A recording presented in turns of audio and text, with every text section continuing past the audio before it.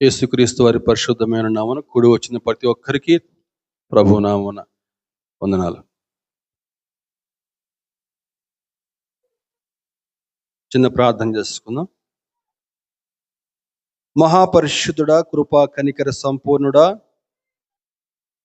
నీ పరిశుద్ధమైన పాదములకు వందనములు, స్తుతులు, స్తోత్రం అర్పిస్తున్నాను దేవా. గడిచినటువంటి ఏప్రిల్ మాసం అంతటిని క్షేమకరంగా కాచి కాపాడి మరొక చక్కని శ్రేష్టమైనటువంటి మాసాన్ని మా జీవితాల్లో దయచేశారు. ఈ ఉదయకాల సమయం మేమందరం నాయన ఈ విధంగా కూడుకొని నిన్ను స్తుతించి మహింపరిచి గణపరుచుకునే చక్కని భాగ్యాన్ని మాకు ఇచ్చారు. నీ పాదాలకు స్తోత్రం దేవా. శ్రేష్టమైన సమయంలోకి మేము ప్రవేశించుకుంటున్నాం దేవా. వాక్యం ద్వారా మీరు మాతో మాట్లాడే సమయం ప్రభువా, నీ యొక్క అమూల్యమైన మాటలు నేను చెప్పాలని చెప్పి నేను నిలబడి ఉన్నాను, కానీ అయోగ్యును, ఎన్నిక లేని వాడిని ప్రభు. నీ చిత్తమైతే కొద్ది సమయం నీకు సిలువ చాటను మరుగుపరిచి ఇక్కడ చేరిన ప్రతి ఒక్క బిడ్డతో వ్యక్తిగతంగా మాట్లాడి మీరే స్తుతి ఘనత మహిమ పొందుడని మా ప్రభువును మా రక్షకుని ప్రియకుమారుడు యేసుక్రీస్తు వారి అతి శ్రేష్టమైన నామంలో మిక్కిలి వినమగడి వేడుకొనుచున్నాను తండ్రి, ఆమెన్. మార్కు సువార్త 13వ అధ్యాయము 33 నుంచి 37 వరకు. మార్కు సువార్త 13వ అధ్యాయం 33 నుంచి 37 చదవము. జాగ్రత్త పడుడి, మెలకువగా ఉండి ప్రార్థన చేయడి, ఆ కాలం ఎప్పుడు వచ్చునో మీకు తెలియదు. ఒక మనుష్యుడు తన దాసులకు అధికారం ఇచ్చి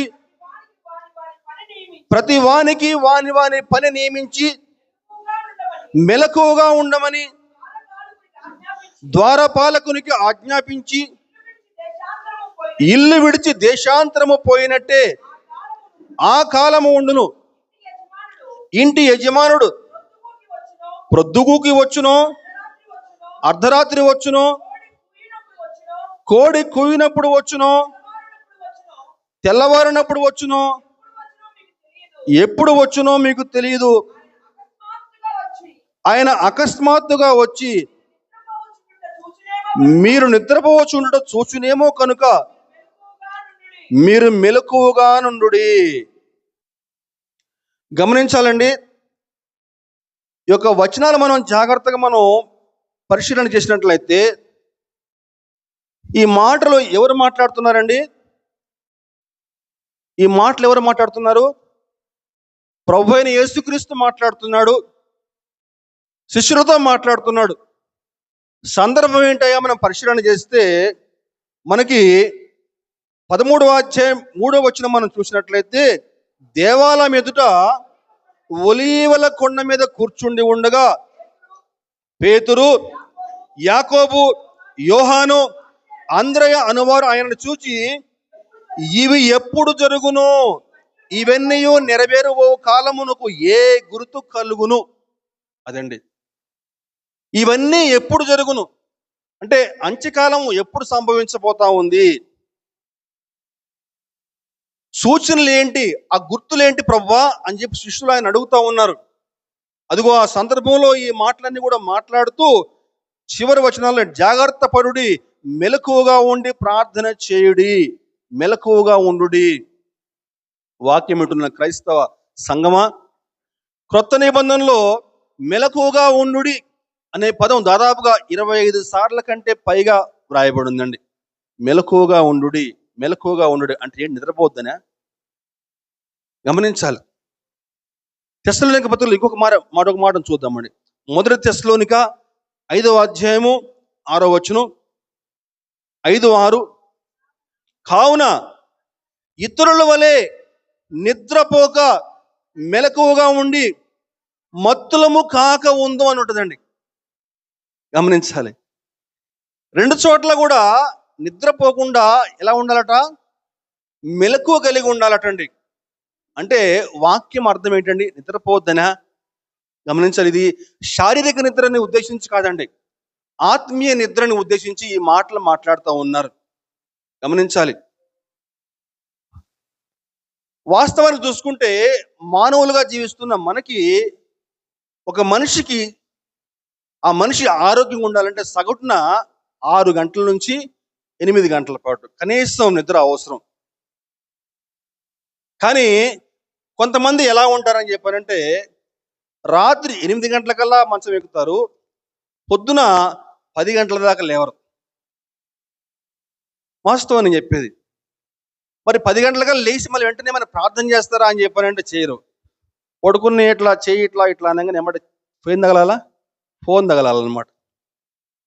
వెంటనే ఆ ఫోన్ ఓపెన్ చేయాలా, ఫేస్బుక్, వాట్సాప్, అదో ఇదో. గమనించాలండి.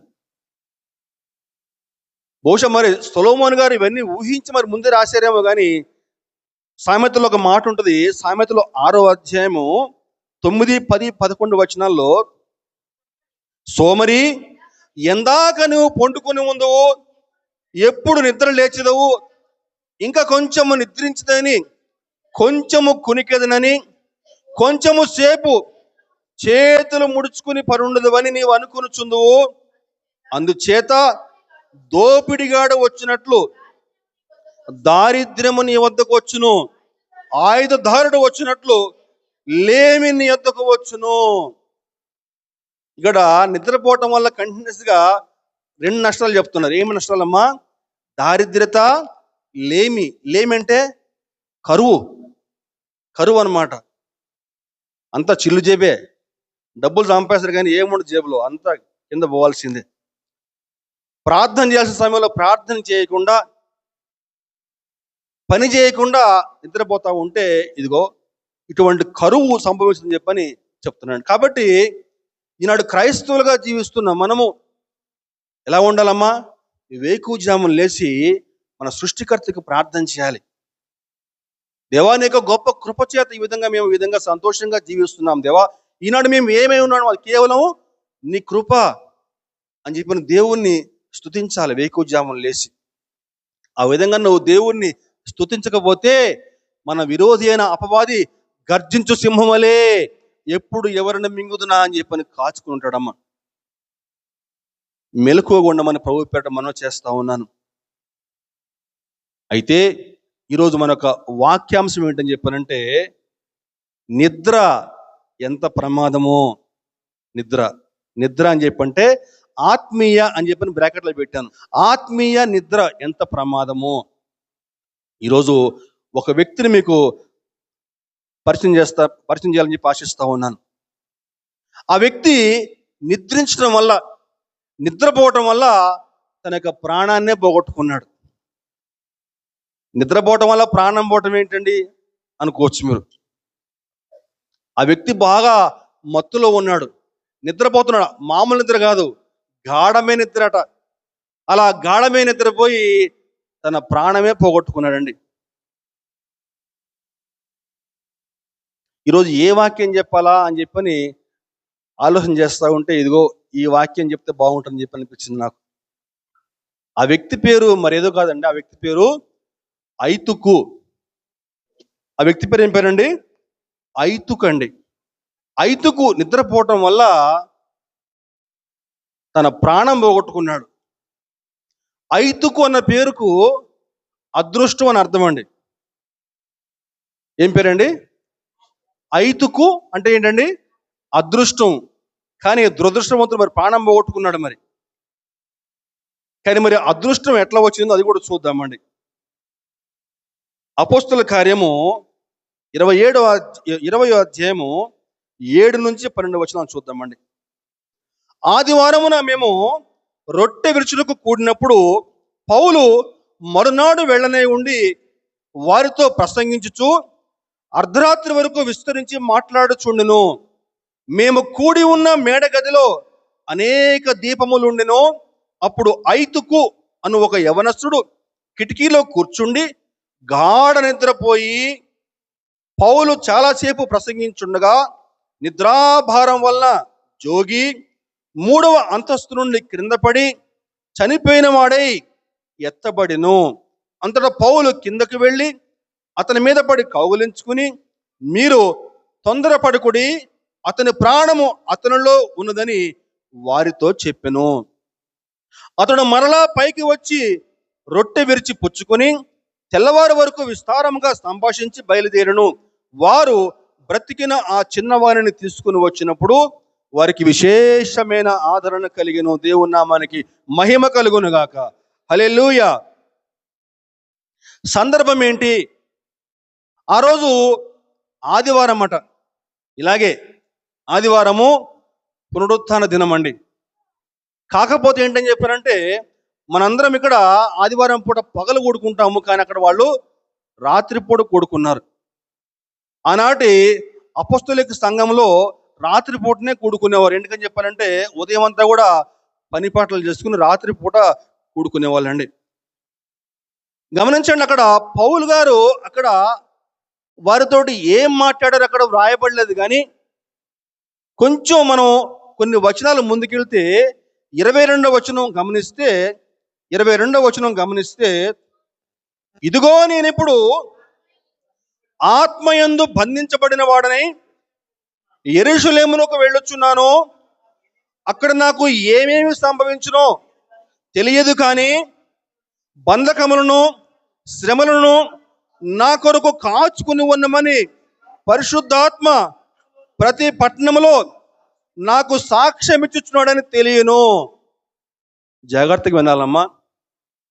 ఆనాటి కాలంలో పౌలు గారు దేవుని కొరకు బహుబలంగా పరిచర్య చేశారు.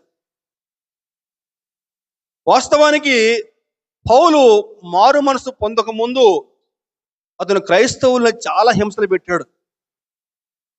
కానీ దేవుని చేత పట్టబడిన తర్వాత దేవుని కొరకు బహుబలంగా పరిచర్య చేస్తూ ఉంటే యూదులు ఆయన్ని ఎప్పుడెప్పుడు పట్టుకుని చంపేద్దామా మతోన్మాదులు అని చెప్పని కాచుకుని కూర్చున్నారండి.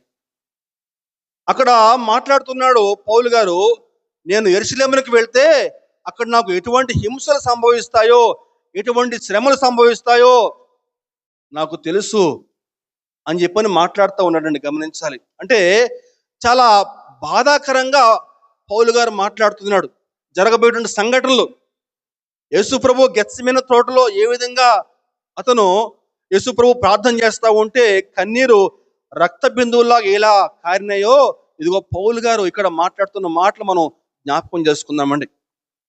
ఆ విధంగా మాట్లాడుతూ కొంచెం ముందుకెళ్తే 25వ వచనం చూస్తే, 25వ వచనం 25 అమ్మా. ఇదిగో దేవుని రాజ్యమును గురించి ప్రకటించుచు నేను మీ మధ్య సంచరించుండిని, మీలో ఎవరును ఇక మీదట నా ముఖము చూడరని నాకు ఇప్పుడు తెలియను. అంటే ఏంటని చెప్పానంటే, నేను మళ్ళా మీకు కనిపిస్తానో లేదో, నా ముఖం మళ్ళీ మీరు ఇంకా చూడరేమో, బహుశా ఇదే నా ఆఖరి ప్రయాణమేమో బహుశా అని చెప్పని పౌలు గారు దుఃఖంతో మాట్లాడుతూ ఉన్నారండి. ఆ విధంగా పౌలు గారు మాట్లాడుతూ ఉంటే అందరూ ఎంతో దుఃఖంతో ప్రార్థన చేస్తా కన్నీరు కారుస్తూ ఉన్నారండి. ఒక పేజీ మనం పక్కకు తిప్పితే ఒక పేజీ మనం 36వ వచనం చూద్దామండి. అతడు ఇలాగూ చెప్పి మోకాళ్ళలోని వారందరితో ప్రార్థన చేసిను. అప్పుడు వారందరూ చాలా ఏడ్చిరి. మీరిక మీదట నా ముఖము చూడరని అతడు చెప్పిన మాటకు విశేషముగా దుఃఖించుచు, అది కదండి, ఎంతో దుఃఖపడ్డారట. అయ్యో, ఇంకా నువ్వు కనిపించవా, యెరూషలేము వెళ్తే నీకు ఎటువంటి హింసలు సంభవిస్తాయో మాకు తెలుసు అని చెప్పిన దుఃఖపడి అందరూ కన్నీరు కార్చి ఏడుస్తా ప్రార్థన చేస్తా ఉంటే, ఇదిగో ఈ ఐతుకు ఏం చేస్తున్నాడని చెప్పంటే, ఆ విషయాలు నాకేమి సంబంధం లేదు అని చెప్పి నాకేమి పట్టనట్లుగా కిటికీలో కూర్చుని ఏం చేస్తున్నాడమ్మా, నిద్రపోతున్నాడు. మామూలు నిద్ర కాదు, గాఢమైన నిద్రపోతున్నాడటండి. అది ఎంత దుఃఖకరమైనటువంటి సంఘటన అండి. ఆ మాటలు మాట్లాడుతూ ఉంటే ఒక్కొక్కరు కన్నీరు కార్చి ఏడుస్తూ ఉంటే ఆ ఐతుకు సంబంధం లేకుండా అక్కడ కూర్చుని ఏం చేస్తున్నాడు, నిద్రపోతున్నాడు అండి. అలా నిద్రాభారంతో జోగి 3వ అంతస్తు నుంచి పైనుంచి కింద పడి చనిపోతే అక్కడికక్కడే చనిపోయాడండి. కింద పడగానే మీకు తెలుసుగా పైనుంచి కింద పడితే ఎట్లా ఉంటుందో పరిస్థితి అని చెప్పేసి. ఇదిగో ఈ యొక్క సంఘటన నుంచి ఈరోజు మీకు కొన్ని ఆత్మీయ విషయాలు మీకు బోధించాలని ఆశిస్తా ఉన్నాను. ఐతు యొక్క మరణము, ఐతుకు ఎందుకని కింద పడ్డాడు, ఈరోజు మన ఆత్మీయ జీవితాలు ఏ విధంగా మనం ముందుకు తీసుకెళ్ళాలి, ఐతుకు వలె మన జీవితాలు కాకుండా ఉండాలని చెప్పానంటే మనం ఎటువంటి జాగ్రత్తలు తీసుకోవాలి. ఈరోజు మీకు ఒక 5 అంశాలు మీకు వివరించే ప్రయత్నం చేస్తాను. పెన్ను పేపర్ ఉంటే జాగ్రత్తగా రాసుకునే ప్రయత్నం చేయండి. మొట్టమొదటిగా ఆ వ్యక్తి యొక్క వయస్సే అతను పడిపోవడానికి కారణం ఏందండి. మొట్టమొదటిగా అతను ఏముందని ఇక్కడ ఒక యవ్వనుడు అని ఉందండి. యవ్వన ప్రాయము చాలా ప్రమాదకరమైంది. మానవుని యొక్క జీవితంలో బాల్య దశ, యవ్వన దశ, వృద్ధాప్య దశ, 3 దశలు ఉన్నాయండి. ఈ 3 దశల్లో కూడా యవ్వన దశ, అడాలసెంట్ ఏజ్ చాలా ప్రమాదకరమైంది. ఆడపిల్లల్ని 12 ఏళ్ళు వచ్చే వరకు బాలిక అని పిలుస్తారు. 13 సంవత్సరాల నుంచి ఏమని పిలుస్తారు? యువతి అంటారు. అలాగే పిల్లవాడు కూడా 12, 13 ఏళ్ళ తర్వాత అతన్ని యువకుడు అని పిలుస్తారు. అంటే 13 ఏళ్ళ నుంచి దాదాపుగా 19 ఏళ్ల వరకు యవ్వన దశ అంటారండి. ఈ యవ్వన దశ చాలా కీలకమైందండి. చాలా ప్రమాదమైంది. ఎందుకంటే అప్పటి వరకు తల్లిచాటు బిడ్డలుగా ఉంటారు. ఒక్కసారిగా బయటకు వచ్చి లోకం చూస్తూ ఉంటారు. అన్నీ మాకే తెలుసు అనుకుంటారు. కొంచెం తొందరపాటు ఎక్కువ, కొంచెం ఉత్సాహంగా ఉంటారు. ఏదైనా చెప్పబోతే మాకు తెలుసులేదు చెప్పొచ్చావు అని చెప్పేసి మాటకు మాట సమాధానం ఇస్తూ ఉంటారు. అలా యవ్వన ప్రాయంలో కొంచెం రాంగ్ స్టెప్స్ వేసి దురలవాట్లకు బానిసలై తమ జీవితాలు పాడు చేసుకున్న వారు ఎందరో మనం సమాజంలో చాలా మందిని చూస్తూ ఉంటామండి. అందుకే వాక్యంలో ఈ విధంగా వ్రాయబడి ఉంది. ఏంటని చెప్పారంటే, బాలురు సొమ్మసిల్లుదురు, యవనస్తులు తప్పక తొట్టిల్లుదురు. ఈరోజు క్రైస్తవులుగా జీవిస్తున్న మనము ఆ విధంగా పడిపోకుండా ఉండాలంటే ఏం చేయాలి? యవన బిడ్డలు, ఒక దైవజనుడు ఈ విధంగా మాట్లాడుతూ ఉన్నాడు. ఏంటని చెప్పానంటే, ఇంగ్లీష్లో చెప్తాను, తర్వాత తెలుగులో చెప్తానండి. Hold the Bible in your youth. It will hold you in your old age. అర్థమైందమ్మా? Hold the Bible in your youth అంటే నువ్వు యవనంగా ఉన్నప్పుడు నువ్వు బైబిల్ని మోస్తే నువ్వు వృద్ధాప్యంలోకి వచ్చిన తర్వాత ఆ బైబిల్ నిన్ను మోస్తుంది అని అర్థం అండి. దేవునికి స్తోత్రం. గట్టిగా దేవుని మహిమపరుస్తారా? హల్లెలూయా. చాలా అర్థం దాగి ఉందండి. ఎలా మోస్తాడట అని చెప్పానంటే, మనకి యెషయా గ్రంథంలో 46వ అధ్యాయం చూస్తే 46:4 ముదిమి వచ్చు వరకు నిన్ను ఎత్తుకుని వాడను నేనే, తల వెంట్రుకలు నెరియ వరకు నిన్ను ఎత్తుకుని వాడను నేనే చేసి ఉన్నాను, చంకబెట్టుకుని వాడను నేనే, నిన్ను ఎత్తుకొనుచు రక్షించువాడను నేనే అంటున్నాడండి. ఎంత ఆదరణ మాటలు మాట్లాడుతున్నాడు ప్రభు, గమనించాలండి. నిన్ను ఎత్తుకుంటా, నిన్ను ఎత్తుకొని నేను తెలిసిపోతా, నీకు ఏ ఇబ్బంది లేకుండా నేను కాపాడు. ఎప్పటిదాకా? ముదిమి వచ్చు వరకు, నీ తల వెంట్రుకలు నెరియు వరకు. ఇంతకంటే మనకు ఆదరణ ఇంకేం కావాలండి? కాబట్టి ఈరోజు మనం ఏ విధంగా జీవించాలని చెప్పానంటే, మన జీవితపు తొలి దశలోనే మన జీవితాలు ఆయన పాదాల వద్ద పెట్టి ఆయన సహాయం అడిగితే నీ జీవితానికి ఒక చక్కని పునాది వేసి నేను చక్కగా తయారు చేయడానికి, సంఘానికి, కుటుంబానికి, సమాజానికి ఒక మాదిరికరంగా ఆయన తయారు చేయటకైనా చాలినివ్వడండి. దేవునికి స్తోత్రం కలుగును. హల్లెలూయా. ఆ రోజు ఆ యొక్క ఐతుకు పడిపోవడానికి కారణము అతని యొక్క యవ్వనం కారణమండి. నెంబర్ టూ రెండవ అంశం ఏంటని చెప్పంటే అజాగ్రత్త. దాన్ని మనం ఏం చెప్పారంటే కేర్లెస్నెస్ అని చెప్పుకోవచ్చండి. కేర్లెస్ అన్నమాట, అజాగ్రత్త. ఆ యవనసుడు చాలా అజాగ్రత్తగా కిటికీలో కూర్చున్నాడు. ఈనాడు మన క్రైస్తవ సమాజం ఎలా ఉందని చెప్పారంటే, అనేక మంది నేను బాప్తిసం తీసుకున్నాను కదా, నాకు ఇంకా భయం లేదు, నేను ఖచ్చితంగా పరలోకానికి వెళ్తాను, నేరుగా నేను పరలోకం వెళ్ళిపోతాను, ఎందుకని చెప్పంటే నేను బాప్తిసం తీసుకున్నాను కదా అని చెప్పేసి ఎలా ఉంటారని చెప్పంటే కొంచెం నిర్లక్ష్య వైఖరితో ఉంటారండి. ప్రార్థనకి సమయానికి రారు, నియామక కూడికలకు రారు, ప్రత్యేక ప్రార్థన సమావేశాలు పెడితే రారు. ఎందుకని చెప్పంటే నేను బాప్సం తీసుకున్నా కదా, పర్వాలేదు ఇంకా అని చెప్పని భావన కలిగి ఉంటారండి. గమనించాలి. కానీ గమనించాలి, వాక్యం సెలవిస్తా ఉంది, తాను నిలబడ్డానని తలంచు ప్రతివాడు పడకుండానట్లు జాగ్రత్త పడవలను. నువ్వు జాగ్రత్తగా లేకపోతే ఎక్కడో దగ్గర పడిపోతావు. బైబిల్లో ఒక 2 అంశాలు మీకు చెప్తాను. ఆ విధంగా పడిపోయిన వారు అజాగ్రత్త వల్ల. బైబిల్లో అహరోను అని చెప్పిన ఒక యాజకుడు ఉన్నాడు.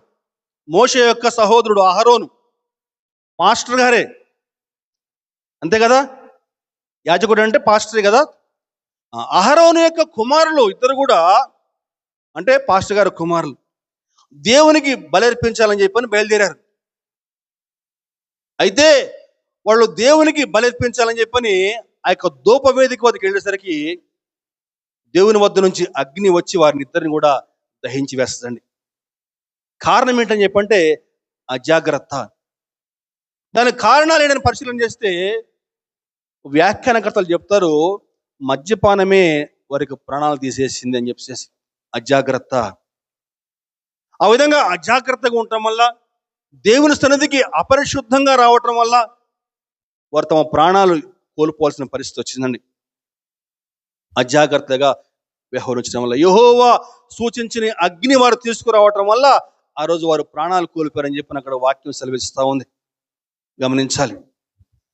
అలాగే మనకందరికీ తెలుసు, యెహోషువ గ్రంథంలో ఎరికో పట్టణాన్ని దాటిన తర్వాత, ఎరికోని జయించిన తర్వాత అజాగ్రత్తగా వ్యవహరించడం వల్ల, దేవుని యొక్క సన్నిధిలో ప్రార్థన చేయకుండా, ముందు వెనక చూసుకోకుండా హాయి పట్టణం మీదకి వెళ్ళటం వల్ల ఆ రోజు హాయి పట్టణం ముందు వాళ్ళు ఓడిపోయారు. కొంతమంది ప్రాణాలు కూడా కోల్పోయారండి. వాక్యం ఉంటున్న క్రైస్తవ సహోదరుడా, సహోదరి, ఈరోజు రక్షించబడ్డ నీవు ఆత్మీయంగా పడిపోకుండా ఉండాలంటే ఏం చేయాలి? జారిపోకుండా ఉండాలంటే ఏం చేయాలి? నువ్వు కూడా జాగ్రత్తగా మేలుకోగలిగి ఉండాలి. ఎలా మేలుకోగలిగి ఉండాలి? ఈరోజు నువ్వు ఎక్కడ నివాసం ఉంటున్నావు? ఈరోజు నీ సహవాసం ఎవరితో చేస్తున్నావు? నీ స్నేహితులు ఎవరు? నువ్వు ఎక్కడ ఉద్యోగం చేస్తున్నావు? ఇదిగో ఇవన్నీ కూడా పడిపోవడానికి కారణమవుతుంది. ఆ రోజు గెరాసేనుల దేశంలో ఆ యొక్క వ్యక్తి దయ్యాలు పెట్టినవాడు ఎలా ఆ విధంగా పడిపోయాడు? ఏ విధంగా దయ్యాలు వాడిని వశం చేసుకున్నాయి? వాడు నివసించిన ప్రాంతమే, యాకోబు కుమారుడు గాదు యొక్క సంతానమే గదరేనుల దేశం. ఆ దేశంలో వాడు నివాసం ఉంటా ఉన్నాడు. యాకోబు యొక్క కుమారుడు దేవుణ్ణి నమ్ముకునే బిడ్డే, కానీ అన్యులతో సహవాసం చేసి నెమ్మదిగా అన్య సాంప్రదాయాలు అలవాటు చేసుకుని దేవుని యొక్క వాక్యానికి దూరం అయ్యాడు, అవిధేయుడయ్యాడు, నెమ్మదిగా వెనక్కి జారిపోయాడు. దేవుడు అంటే లెక్కలేదు, ధర్మశాస్త్రం తెలియదు. ధర్మశాస్త్రానికి వ్యతిరేకంగా పందులు పెంచడం ప్రారంభించారు ఆ ప్రాంతం వాళ్ళు. ఫలితము సమాధుల్లో ఉండాల్సినటువంటి దయ్యాలు వచ్చి వాళ్ళని పట్టేసింది. గమనించాలి, అజాగ్రత్త. ఈరోజు నీకు ఉద్యోగం ఎక్కడ చేస్తున్నావు? కొంతమంది చెప్తారు బార్లో ఉద్యోగం చేస్తానే అంటారు, కొంతమంది పబ్లో ఉద్యోగం చేస్తానే అంటారు. అటువంటి చోట్ల ఉద్యోగం చేస్తా ఆత్మీయంగా ఉండటం సాధ్యమంటారా? నేనేం పాపం చేయట్లే కదా, నేనేం తాగట్లే కదా అని చెప్పి అంటారు. కానీ ఎప్పుడో ఒకప్పుడు తప్పకుండా పాపంలో పడిపోయే అవకాశం ఉంటుంది. నువ్వెక్కడ నివాసం ఉంటున్నావు? నువ్వెక్కడ ఉద్యోగం చేస్తావు? నీ స్నేహితులు ఎవరు? నీ స్నేహితుల్లో తాగుబోతులు ఉన్నారా? తిరుగుబోతులు ఉన్నారా? నీ స్నేహితుల్లో అవిశ్వాసులు ఉన్నారా? జాగ్రత్తగా గమనించాలి. నీ స్నేహితుల్లో తాగుబోతులు, తిరుగుబోతులు ఉంటే ఖచ్చితంగా నిన్ను కూడా వెనక్కి లాగేస్తారు. నీ స్నేహితుల్లో అవిశ్వాసులు ఉంటే, అంటే దేవుణ్ణి నమ్మని బిడ్డలుంటే, మరి ఎట్లాగో దేవుణ్ణి నమ్మరు, నిన్ను కూడా నెమ్మదిగా ఏదో ఒక రోజు వెనక్కి లాగే ప్రయత్నం చేస్తారు. కాబట్టి ఇవన్నీ కూడా మనసులో పెట్టుకుని మనం ఎవరితో సహవాసం చేయాలి, ఎక్కడ నివాసం ఉండాలి, మనం ఉద్యోగం చేసేటువంటి స్థలం ఎక్కడుంది, అక్కడ ఏమన్నా దేవుని పెట్టి ఎవరన్నా ఉన్నారా, అక్కడ ప్రార్థించుకునే అవకాశం అక్కడ ఉందా? ఇదిగో ఇవన్నీ కూడా పరిశీలన చేసుకుంటూ జాగ్రత్తగా మన ఆత్మీయ జీవితాన్ని ముందుకు తీసుకెళ్ళాలి. లేకపోతే ఖచ్చితంగా ఎక్కడో దగ్గర నువ్వు వెనక్కి జారిపోయే అవకాశం ఉంటుందని ఆత్మీయ యాత్రలో అజాగ్రత్త చాలా ప్రమాదకరమైంది. ఇది రెండవ అంశం. మూడవ అంశం ఏంటని చెప్పంటే, దేవుని యొక్క వాక్యాన్ని నిర్లక్ష్యం చేయటం వల్ల. మూడో అంశం చెప్తామా? మూడో అంశం ఏంటండి? దేవుని యొక్క వాక్యాన్ని నిర్లక్ష్యం చేయటం వల్ల. ఆ రోజు పౌలు గారు ఆత్మావేశంతో మాట్లాడుతూ ఉంటే అందరేమో కన్నీరు గార్చి ప్రార్థన చేస్తూ ఉన్నారు. ఎంతో బాధాకరమైన సన్నివేశం అక్కడ ఉంది. కానీ వాడు అక్కడ దేవుని యొక్క వాక్యం అంటే నిర్లక్ష్యం వహించి ఏం చేస్తున్నాడు?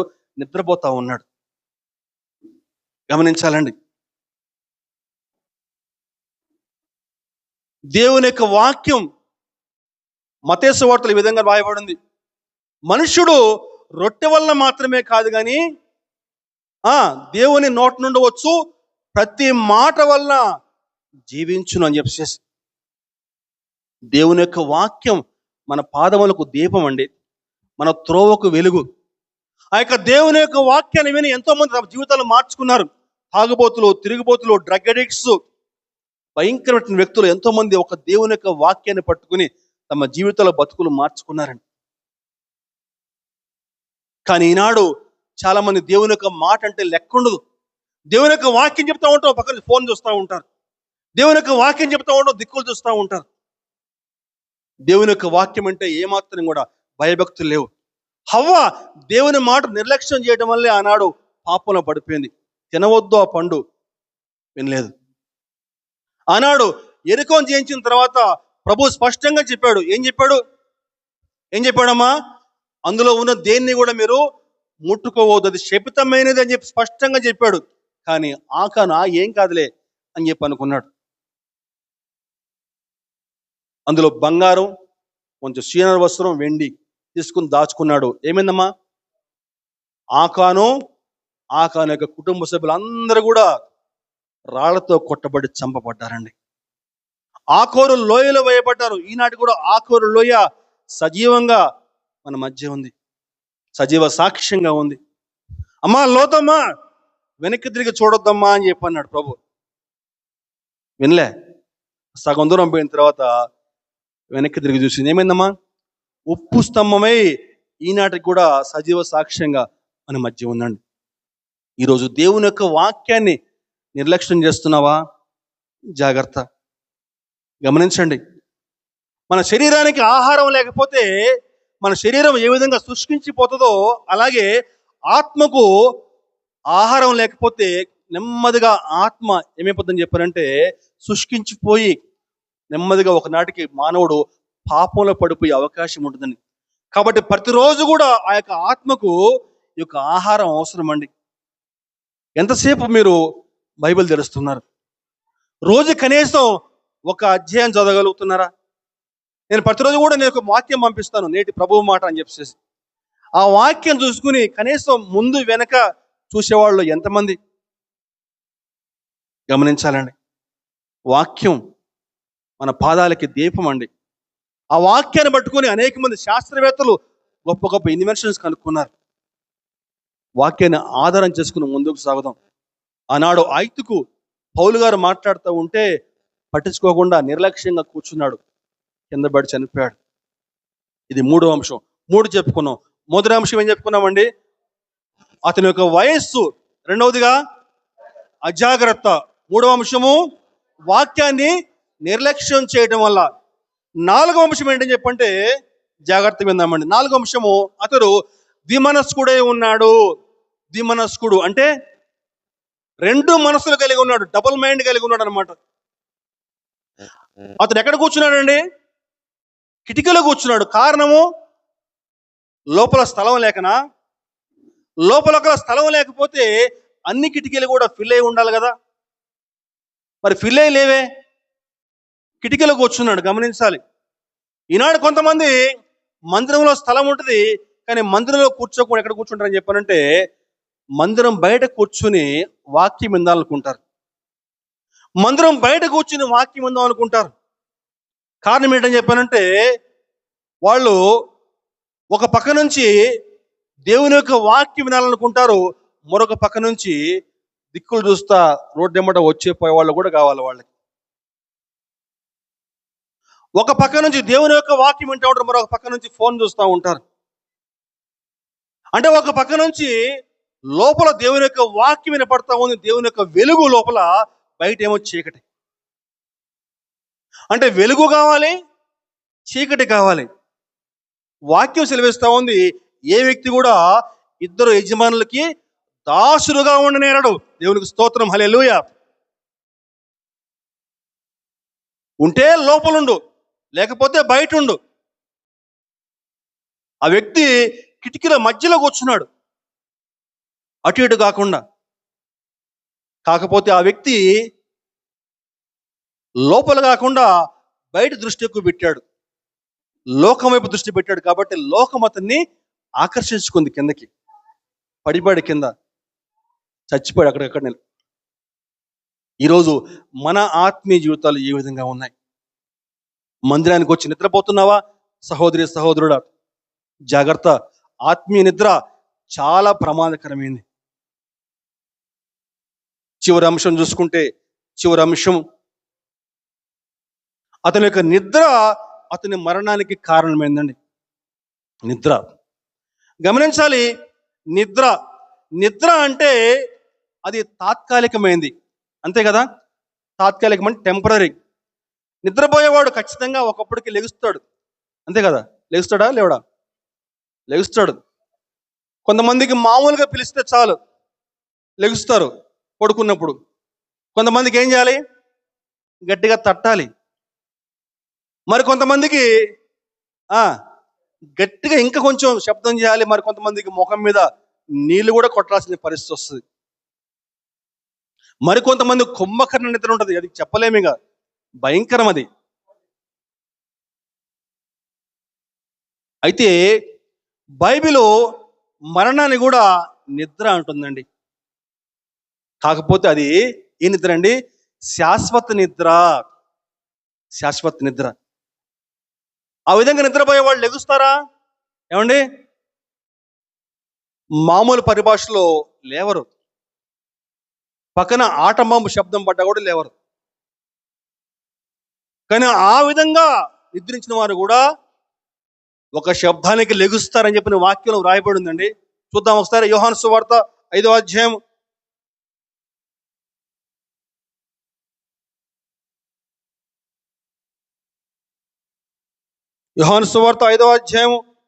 28వ వచనం. దీనికి ఆశ్చర్యపడుకుడి, ఒక కాలం వచ్చున్నది, ఆ కాలమున సమాధుల్లో ఉన్న వారందరూ ఆయన శబ్దం విని మేలు చేసిన వారు జీవ పునరుత్థానమును, కీడు చేసిన వారు తీర్పు పునరుత్థానమునకు బయటకు వచ్చెదరు. ఆయన శబ్దం విని. అయితే గమనించాలండి, ఈ యొక్క నిద్ర ఆత్మీయ నిద్ర, శారీరక నిద్ర, ఆత్మీయ నిద్ర. అయితే ఈ ఆత్మీయ నిద్ర ఆత్మీయ మరణానికి మొదటి మెట్టుగా ఉందండి.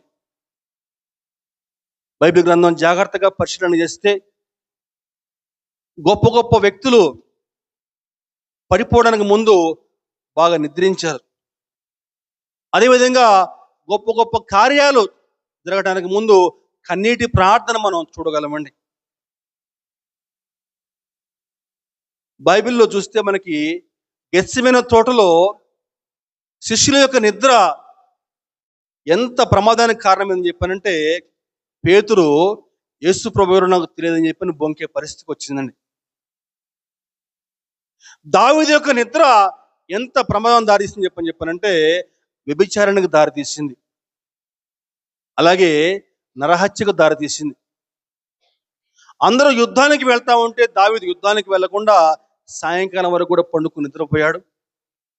సాయంకాలం తర్వాత మేడ మీదకి ఎక్కి అటు ఇటు పచారాలు చేస్తూ ఉంటే, కింద ఆ బత్షెబ స్నానం చేస్తూ ఉంటే పిలిపించి పాపం చేశాడు. దావీదు యొక్క నిద్ర వ్యభిచారానికి దారితీసింది, అలాగే నరహత్యకు దారితీసిందండి. అలాగే సంసోను యొక్క నిద్ర, చెప్పండి, సంసోను యొక్క నిద్ర ఆఖరికి కళ్ళు పోగొట్టుకున్నాడు, తన యొక్క బలం పోగొట్టుకున్నాడు. చివరికి శత్రు రాజ్యంలో అవమానకరంగా మరణించాడండి. గొప్ప గొప్ప వ్యక్తులు పడిపోయారు. కారణం ఏంటని చెప్పంటే నిద్రించడం వల్ల. అలాగే గొప్ప గొప్ప కార్యాలు జరగడానికి ముందుగా కన్నీటి ప్రార్థన మనం చూడగలమండి. హన్నా యొక్క కన్నీటి ప్రార్థన సమూయేలు వంటి ఒక గొప్ప ప్రవక్త జన్మానికి కారణమైందండి.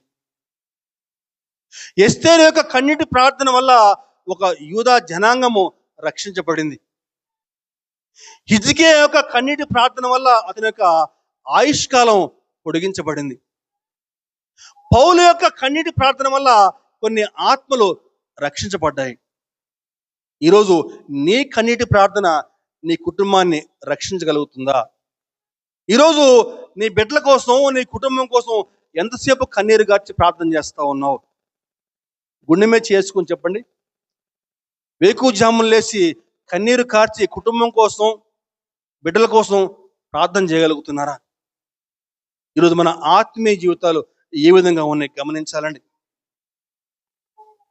ఆ రోజు ఐతుకు దేవుని యొక్క వాక్యం వినకుండా నిద్రపోతా ఉన్నాడు. ఫలితము అతను తన ప్రాణం పోగొట్టుకున్నాడు. అయితే ఆ విధంగా కింద పడిపోవటం వల్ల తనకు ప్రాణం పోగొట్టుకుని వాక్యం వ్రాయబడింది. అయితే అతను కింద పడిపోయిన సంగతి ఎలా తెలిసింది? అందరూ లోపల వాక్యం వింటా ఉన్నారు కదా. అతను కింద పడిపోయాడు. ఆ కింద పడిపోయిన సంగతి ఎలా తెలిసింది ఏమా? అతను బహుశా నేను చెప్తాను ఏంటని చెప్పాడు, అక్కడ వ్రాయబడలేదు కానీ అతను కింద పడేటప్పుడు గట్టిగా కేక వేసి ఉంటాడు. అయ్యో నేను పడిపోతాను రక్షించండి అని చెప్పని గట్టిగా కేక వేసి ఉంటాడు. ఆ శబ్దానికి అందరూ కూడా పరిగెత్తి వచ్చి ఉంటారు. అయితే ఈ వాక్యంలో వ్రాయబడి ఉంది, పౌలు గారు గబగబా కిందకి వెళ్ళి అతన్ని కౌగిలించుకుని దేవునికి ప్రార్థన చేస్తే తిరిగి మళ్ళీ అతను సజీవుడిగా మారిపోయాడు. దేవునికి స్తోత్రం, హల్లెలూయా. అన్నటి కాలంలో అపొస్తలులు ఎంత శక్తివంతంగా ఉండారని చెప్పానంటే, పేతురు గారు నడిచి వస్తూ ఉంటే పేతురు యొక్క నీడ పడితే చాలటండి రోగులు బాగైపోవాలటండి. నీడ పడితే చాలు. పేతురు నడిచి వస్తూ ఉంటే ఆయన నీడ మా మీద పడాలని చెప్పని అందరూ కూడా రోగులు మంచాలు పట్టుకుని అట్లా రోడ్డు మీదకి వచ్చి నుంచునేవాళ్ళు. ఎందుకంటే ఆ నీడ పడితే చాలు మేము బాగైపోతామని చెప్పేసి. ఆ నడుము కట్టుకున్న నడికట్టు పట్టుకుంటే బాగైపోవాలటండి. ఇక్కడ వాక్యంలో ఏం రాయబడిందండి? పౌలు గారి కిందకు వచ్చి ఆ పిల్లవాడిని గట్టిగా కౌగులించుకున్నాడు. వెంటనే ఆ ఐతుకు సజీవుడిగా మారిపోయాడండి. దేవునికి స్తోత్రం, హల్లెలూయా. ఐతుకున్న పేరుకి అదృష్టం అన్నటువంటి అర్థం అండి. ఇప్పుడు చెప్పండి, అతను అదృష్టవంతుడా కాదా? అదృష్టవంతుడే. చనిపోయాడు కానీ తిరిగి మళ్ళా సజీవుడుగా లేపట్టాడండి. పౌలు గారు అక్కడ ఉండబట్టే. ఈరోజు పాపంలో పడిపోయి జారిపోయావా? వెనక్కి జారిపోయిన పరిస్థితిలో ఉన్నావా? ఆనాడు ఆ ఐతుకు ఏ విధంగా గట్టిగా కేక వేశాడో నువ్వు కూడా గట్టిగా కేక వేయి. ప్రభువా పడిపోతున్నా, ప్రభువా పాపంలో పడిపోయాను, ప్రభువా. జిగట ఊపిలో ఏ విధంగా దిగబడిపోయి ప్రాణం పోతున్న పరిస్థితుల్లో వాడు ఏ విధంగా కేక వేస్తాడు? అలా గట్టిగా కేక వేయాలి. ప్రభువా పాపంలో పడిపోయాను, ప్రభువా ప్రార్థన చేయలేకపోతున్నాను, ప్రభువా నన్ను రక్షించు ప్రభువా, నన్ను కాపాడు ప్రభువా అని చెప్పి నువ్వు కూడా ప్రార్థన చేయి దేవునికి. దేవుడు తప్పకుండా నీ ప్రార్థన ఆలకిస్తాడు. నీ ప్రతి పాపాన్ని నుంచి నేను విడుదల చేసి నిన్ను క్షమించి తన బిడ్డగా మార్చుకున్నట్టుకైనా చాలిన దేవుడు. ఈరోజు మన ఆత్మీయ జీవితాలు ఏ విధంగా ఉన్నాయి? చాలామంది క్రైస్తవులు నులివెచ్చిన జీవితం జీవిస్తూ ఉన్నారండి. గమనించాలి. వ్యక్తిగతంగా పరిశీలన చేసుకుందామండి. యాకోబు పత్రికలో ఒక చక్కని మాట ఉంది. యాకోబు 4వ అధ్యాయం 8వ వచనం. యాకోబు 4:8. దేవుని యొద్దకు రండి, అప్పుడైన మీ యొద్దకు వచ్చును. పాపులారా మీ చేతులను శుభ్రము చేసుకునుడి. ద్విమనస్కులారా మీ హృదయములను పరిశుద్ధపరచుకునుడి. ఎంత చక్కని మాట అండి. ద్విమనస్కులారా, డబుల్ మైండ్ వద్దండి, 2 మనసులు వద్దు, 2 పడవలు వద్దండి, ఎటు కాకుండా పోతారు అన్నాడు. ఐతుకు లోపల లేడు, బయట లేడు, మధ్యలో ఉన్నాడు, కిటికీలో చనిపోయాడు. ఈరోజు నులివెచ్చని జీవితం జీవిస్తూ ఉంటే నీ పరిస్థితి కూడా అలాగే అవుద్దమ్మా. కాబట్టి ఈరోజు మన ఆత్మీయ జీవితాలు మరింత జాగ్రత్తగా పదిలపరుచుకుని దేవునికి మరింత మహిమకరంగా ముందుకు సాగుదామండి. 5 అంశాలు చెప్పుకున్నాం, ఒకసారి చెప్పగలుగుతారా? మొట్టమొదటిగా అతని యొక్క యవ్వనమే అతను పడిపోవడానికి కారణమైంది. రెండవదిగా అజాగ్రత్తగా వ్యవహరించడం వల్ల. మూడవదిగా దేవుని యొక్క వాక్యము నిర్లక్ష్యం చేయడం వల్ల. సరిగా అతను ద్విమనస్కుడే ఉన్నాడు. చివరిగా అతని యొక్క నిద్ర అతను పడిపోవడానికి కారణమైందని. ఈ 5 అంశాలు జాగ్రత్తగా మననం చేసుకుంటూ దేవునికి మరింత మహిమకరంగా ముందుకు సాగుదాం. దేవుడి కొద్ది మాటలు దీవించును గాక.